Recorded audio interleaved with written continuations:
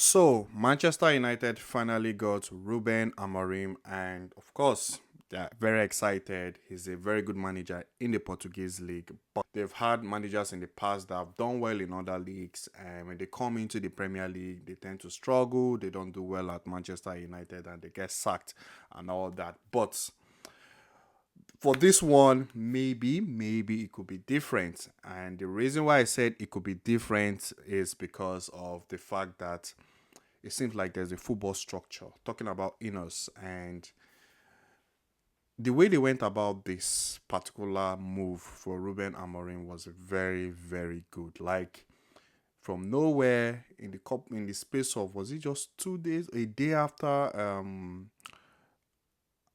was the Eric Ten Hag got sacked. You just heard the news. There was no leak to the media, nothing. They went as fast as possible. They pushed for the deal and they got it very quick. Like the way they went about it in a very good way. And another thing I like about it is Ruud van Nistelrooy took over Manchester United as the interim manager, and he won the was the Carabao Cup against Leicester.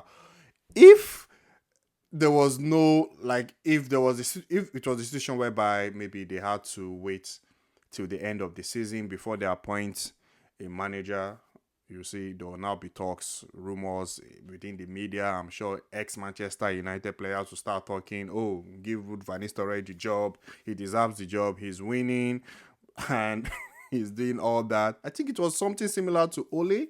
I think it was almost similar to Ole, like that. And people, if he takes over the job, maybe Van Nistelrooy might struggle. But credit to Ineos how they went about bringing this guy. Like it was just very quick, very smooth. They knew what they wanted and they went for it. Now talking about Ruben Amorim, and that's why I said maybe this time around it could be different because there's a football structure in terms of the football side. There's a sporting director, and Umar Barada and his guys, they are like, they are going about business the right way. Even Manchester United, even in the summer transfer market, they didn't do bad. Honestly, they didn't do bad. Like they brought him some very good, like, players that have prospect per se. Learning Euro, Zexi, they brought the lead, so they didn't do bad in the transfer market. So in terms of that football structure and how they've been going about the football side of things, I think I think they deserve credit so far. And to be fair, they give Eric Ten Hag lots of chances. They gave that guy. They could have gotten rid of him, but it felt like they gave him chance, and they had to pull the plug. But Ruben Amorim to Manchester United, maybe this time it could be very different because I think he won to Portuguese league. I don't watch the Portuguese league, so the only thing I know is about him is like his style of play. Basically, he plays a three at the back, and I think he won two League Cups there while he was in Portugal. So he's very. He looks like he has dominated that league basically ever since he took over Sporting Lisbon. It seems he has dominated the league, and so far currently this is. I don't think they've lost any games. They've lost any game in the Portuguese league. They've been winning their games, and they've been doing so well. So now him coming to Manchester United, of course, is the Premier League. The Premier League is different from the Portuguese league. The Premier League is totally different from the Portuguese league. But like I said, maybe this time around it could be different because now there's a football structure and he will need a lot of support from the Manchester United fans and also from the management, the football side in terms of players. And because even Pep Guardiola says that yes, Pep is good, but what makes him better is he always says the players I have, the players I have. And I think it's like that for every manager. The players they have, aside from the fact that they have the tactical knowledge and the experience and all that, the players they have makes them better. And if Ruben Amorim is going into Manchester United and he's not giving those good quality set of players to make the job easy for him, he's going to struggle. So bringing him is one side of it. Now making sure he has those players that can actually play the kind of football he wants to play will be very important. I know, like I said, in the Portuguese league, it seems he plays a three at the back, and Manchester United have some very good ball playing defenders. I know Delete is one of them. I think Martinez is very good at playing the ball from back. I think Lenny Euro as well. So if any of those guys will fit into the system, he can make use of them. Then he's also in the midfield and also in the attack.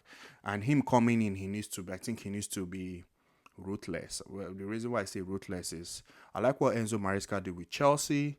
He was very ruthless. You're not in my plan. He told Chilwell, you're not in my plan. He told some certain players, you're not in my plan. He went into Chelsea. Chelsea have not, yes, they are not really challenging for the title, but it's all about like being stable, like trying to pass his philosophy. That's Enzo Maresca trying to pass the message, his style of play, trying to make things calm, trying to let people know who is like trying to let the players know people that are in his team and people that are not in his team. So if he goes in there and there are players that he feels are not in his plans and that are not in his like that don't think that he feels cannot play the way he wants or adapt to the style of football he wants, then he has to be ruthless in terms of letting them know to go somewhere else and start looking for another club. And that's what Enzo Maresca did in Chelsea. Even Pep Guardiola did the same thing, honestly. Remember Joe Hart, when Joe Hart gave me what he was talking, he told Joe Hart, you're not in my plan. It was like a very big news.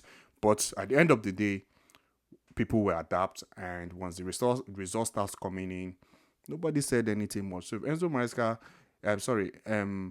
Ruben Amorim, if he comes into that club and there are players that are not, because irrespective the fact that Manchester United have good players, and also there are some players in that team that are not up there. They have to let go. They just have to let them go and maybe cut their losses.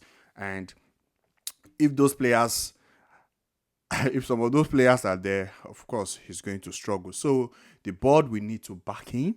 They will need to support him they will need to support him with the players that he feels will deliver or will get him the kind of results he wants. So far this season, of course, it won't be about even can he top four? Is top four still possible? Maybe. I don't think it will be him for him to win the league. I think so far this is just all about let's see a style of play. Let's see how we're dominating teams. Let's see how we react when we lose games. Let's see how we play games at home. Let's see how we play in the Europa League. It's all about stabling the ship, like making things more calm. Who are the players in his system he trusts will give him the result he wants and all that. If he makes top four, honestly, currently, if he makes top four, where Manchester United are currently, they are 14th. If he makes top four and if he wins a trophy, it will be a massive, massive win for him. Because right now he has a lot of job to do. Coming into that club currently where they are, there's a lot of work he has to do. There's so many work he has to do. And if he makes top four and he wins a trophy, that'll be good. Even if he doesn't make top four and he doesn't win a trophy, honestly, I don't think it should call for a big problem. As long as there's an identity, there's a style of play. There are games where they dominated, and there are games where you know, okay, maybe the team didn't just dominate them and all that. Maybe there'll be just few games where they were dominated. There's no problem. That's okay. I'm sure if Manchester United, some of the players can actually see the style of play. They're dominating teams. Even when they go away, they're not just scared of coming out to play football and all that. I'm sure they'll be excited even if he doesn't finish top four this season, as long as there's a style and they can see, okay, this player is in the system. They know their first 11 because I think for Eric Ten Hag, sometimes he couldn't even tell the first 11, but at least now they can tell who are the players in Ruben Amorim's first 11. So for this season, like I said, if he finish top four, if he's able to get top four and he has a trophy, maybe I think Manchester United are still in the Carabao Cup or the FA Cup, any of that. That would be good. That would be very, very good. And the truth is, I wish him all the best. And of course, he's a rival at the end of the day, and that job at Manchester United is a very difficult one. But Manchester United fans, I just want to Manchester United fans, you guys just need to be hopeful because I don't know. I don't know what's the problem with Manchester United because it just feels whenever a manager goes in there, they struggle. But this time around, I guess they should be hopeful and just have some faith, hope, and believe that this time around it could be different with the fact that there's a football structure and these guys, the Ineos guys, are really to do what it takes to make sure the managers succeed. And also Ruben Amorim is a young guy as well.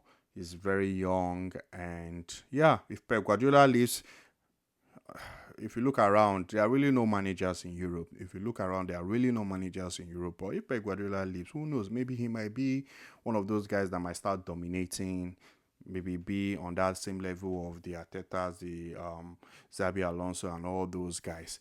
But yeah, that's it for me, guys. And congrats to Manchester United. Congrats to them for able to get this deal done. And yep, I wish him all the best. But then again, the players he will get will be very important to how well he succeeds. And I feel he needs to be ruthless. He needs to be very ruthless. He needs to let players know that are part of his team. He needs to do that. He needs to let them. If you are part of his team, he tells. If you are not part of his team, he has to let you. He has to let you. Can also, even if he plays a three at the back, there should be. He needs to show he can adapt to different situations as well. Pep Guardiola adapts to different situations. Pep Guardiola never came with one. Yes, he had the fundamentals, holding the ball, the tiki taka. But there were times where he needed to. Okay, these teams are playing very low block. How do we approach it? These teams are playing. They press us. They like to press a lot. How do we approach the game? That's my only criticism for Postecoglou, whereby he sticks with just one style of play, just one philosophy. I don't think you can win the league or you can go far like that. Yes, it's good to believe in your philosophy, but there should be times where you should be able to at least adapt to the opponent. If the likes of the Pep Guardiolas and the best of the best that have done it, they were able to adapt. Even Ancelotti adapts to Pep Guardiola when he faces him. So if those ones are able to adapt and depending on the situation, I don't know why someone like Postecoglou is not doing that. But yeah, for Ruben Amorim, if he's able to do that, he still has the fundamentals, the basics he wants from the players, and he's able to adapt to the opponent different situation. That'll be a very, very good one. So congrats to Manchester United, and I wish Ruben Amorim all the best, and I wish Manchester United fans all the best. And that's it for me, guys. Please do not forget to like, do not forget to subscribe, and I'll see you guys in my next one. Thank you very much.